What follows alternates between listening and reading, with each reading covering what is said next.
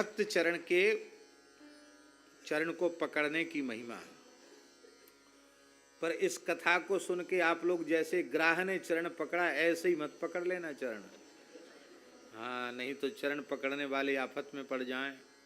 ये अच्छे चरण पकड़ने वाले आ गए, ग्राह जैसे मत पकड़ना। ये तो चरण के स्पर्श की महिमा बताई जा रही है। एक महात्मा थे महाराज, वृंदावन की घटनाएं सच्ची, हम नाम नहीं लेंगे स्थान का, हमें पता है स्थान का पता, लेकिन फिर भी हम बताएंगे नहीं।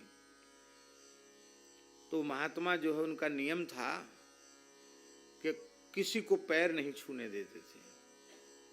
और एक महात्मा ऐसे थे कि चाहे जितनी कोशिश कर सबका पैर पकड़ लेते थे।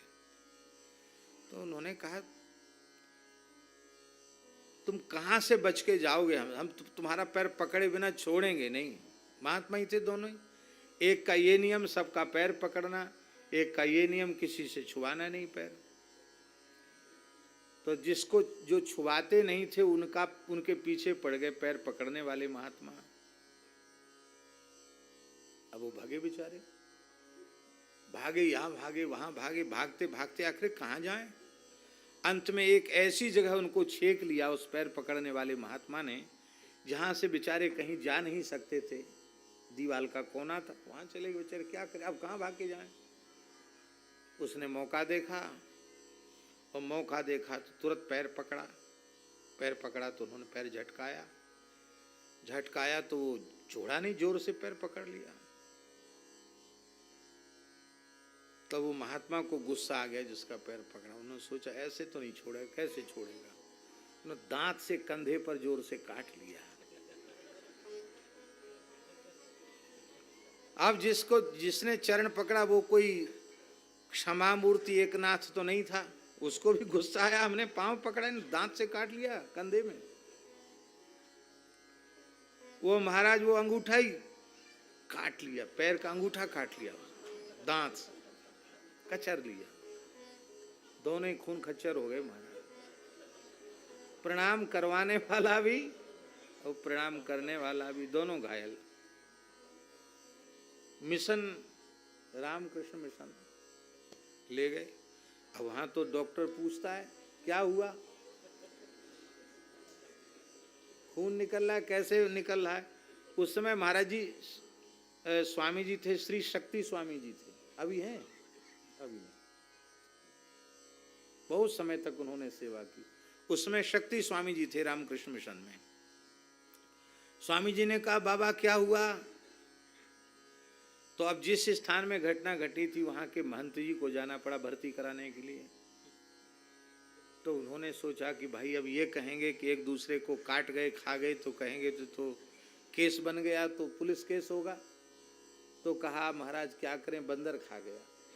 बोलो वृंदावन बिहारी जय हो। इसके पैर में खा गया, इसके कंधे में खा गया। महाराज आप झूठ क्यों बोले बंदर खा गया। अरे बोले बैरागी बंदर ही होते हैं। बोलो वृंदावन बिहारी। ये सब राम जी की सेना है ना, बंदर भालू। जय जय श्री राम। तो भैया ऐसे कोई महात्मा का नियम हो कि हम पैर नहीं छुआते हैं तो उनको परेशान नहीं करना। प्रणाम, हमारे प्रणाम से किसी को पीड़ा पहुंच रही है तो हम किसी को पीड़ा क्यों पहुंचाएं, नहीं पहुंचाएं पीड़ा, दूर से प्रणाम कर लें। और हमारे पूज्य पहाड़ी बाबा महाराज तो छूकर प्रणाम करने का बहुत निषेध करते थे। कहते थे दूर से भूमि पर मस्तक रखकर प्रणाम करो, उससे लाभ होगा। छुआ छाई नहीं करना चाहिए, महाराज जी मना करते थे छूने के लिए, स्पर्श के लिए मना करते थे। और अब तो कोरोना चल रहा है, स्पर्श के लिए सबको मना किया जा रहा है, कोई छुओ मत। स्पर्श के लिए मना करते थे। दूसरी एक बड़ी सरल स्वाभाविक बात हम आपको निवेदन करें।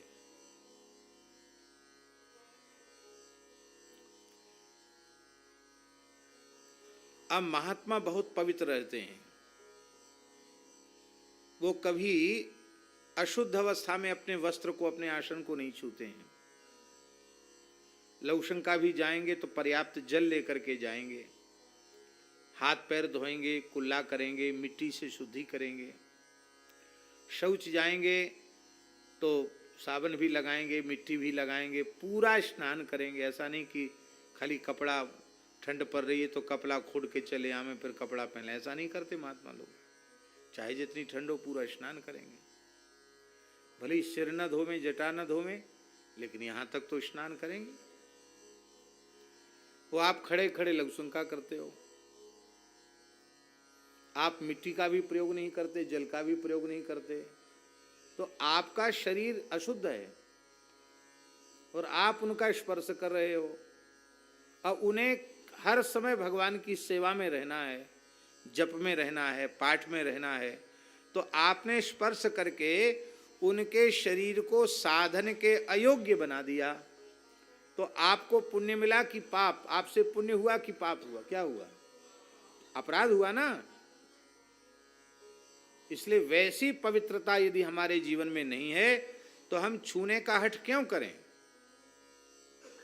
और जिनके छूने का नियम नहीं है उनको न छुएं।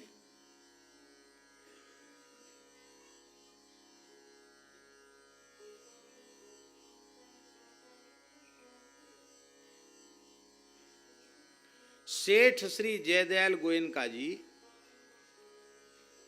बड़े श्रेष्ठ सत्पुरुष थे, महापुरुष थे। उनको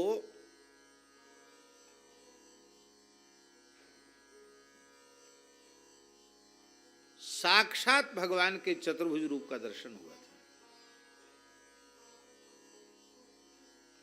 छोटी अवस्था से ही साधन में लग गए थे। 18-22 वर्ष की अवस्था में तो पूर्ण तत्वज्ञानी हो चुके थे। 22 वर्ष में भगवत साक्षात्कार हो चुका था। और वे एक श्रेष्ठ महापुरुष थे।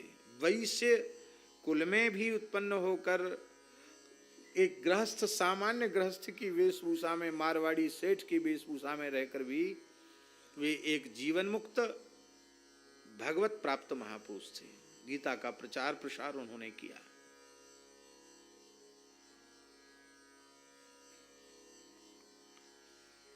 वो कभी किसी से चरण स्पर्श नहीं कराते थे।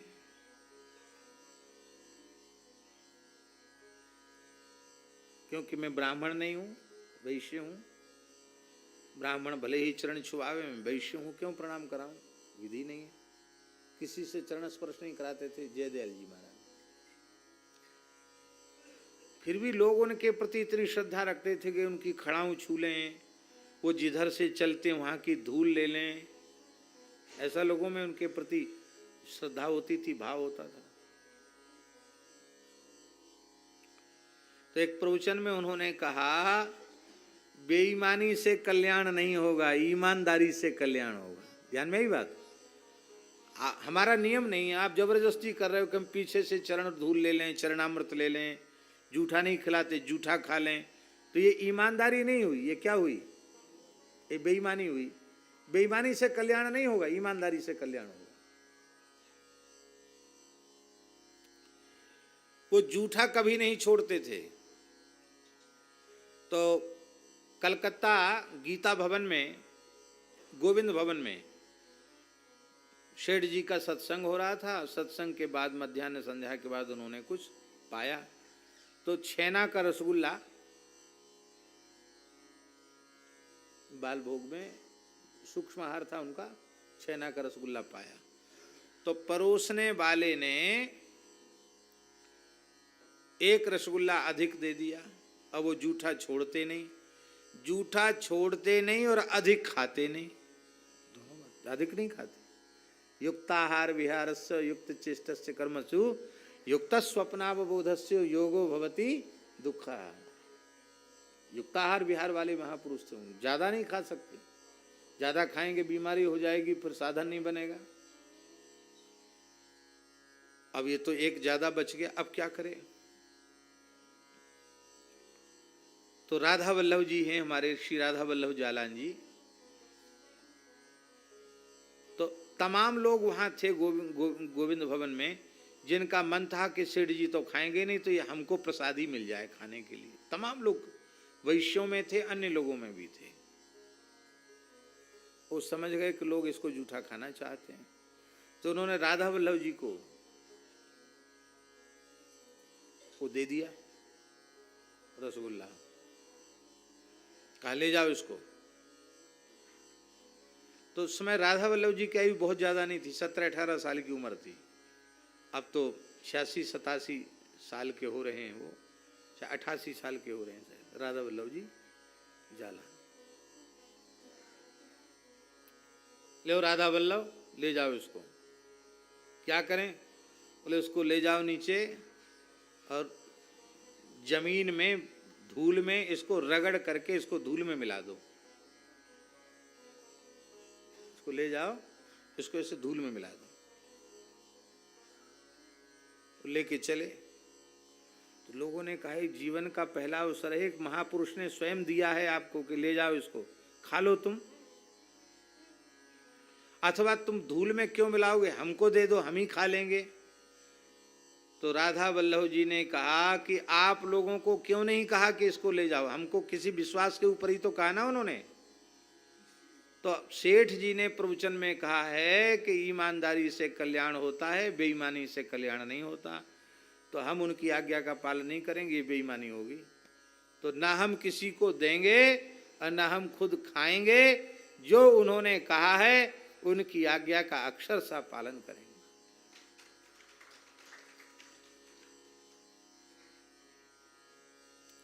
सत्पुरुषों की आज्ञा ऐसे ही पालन करनी चाहिए। आज्ञा पालन करना ही स्वधर्म है। तो इसलिए हमारा निवेदन ये है कि भाई प्रणाम की बड़ी महिमा है, पर प्रणाम में भी हमें विवेक रखना चाहिए। हमारे प्रणाम से प्रणम्य को बाधा पहुंचे तो प्रणाम नहीं करना। रास्ता चलते किसी महापुरुष को प्रणाम नहीं करना। वो चल रहे हैं, आपने उनके पैर पकड़ लिया, उनका संतुलन बिगड़ गया, गिर गए। उनके सिर पे भार है, आप उनको प्रणाम कर रहे हैं। जल के भीतर प्रणाम नहीं करना चाहिए, अग्निशाला में प्रणाम नहीं करना चाहिए, भोजन करते समय प्रणाम नहीं करना। ये सब स्थल है, आराम से स्थान पर बैठ जाएं तब आप उनको विधिवत प्रणाम करो। वो प्रणाम करने वाले लोग महाराज इतना हालत खराब कर देते हैं जिसका कोई ठिकाना नहीं। एक यज्ञ था टीकमगढ़ में, तो बड़ी भीड़ थी। तो आयोजकों ने कह दिया कि आज कथा पूरी है, आज जो चाहे वो व्यास जी के चरण छू सकता है। तो हमने भी सोचा भैया जब लोगों ने घोषणा कर दी तो थोड़ा पैर लटका देते हैं, भीड़ बहुत थी। अब पैर पकड़ के खींचना शुरू किया, हमने चौकी पकड़ ली, हमारे साथ वाले लोगों ने हमको पकड़ा और कुछ लोग दौड़े कूदे, जब बचाया नहीं तो पैर पकड़ के कहां ले जाते पता।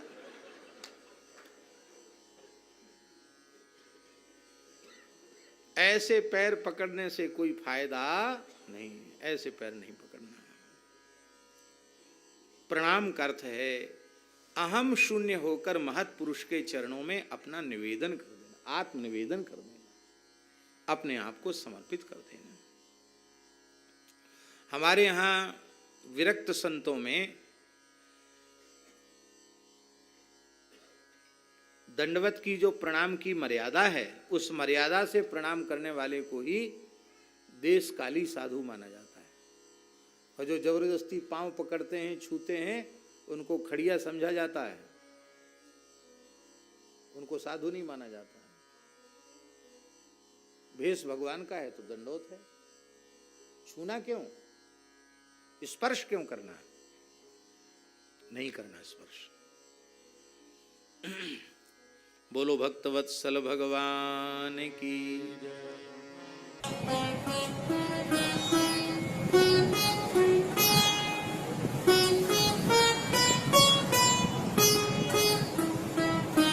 श्री सीताराम प्रतिदिन सत्संग एवं दर्शन के लिए श्री महाराज जी के ऑफिशियल चैनल को जरूर सब्सक्राइब करें।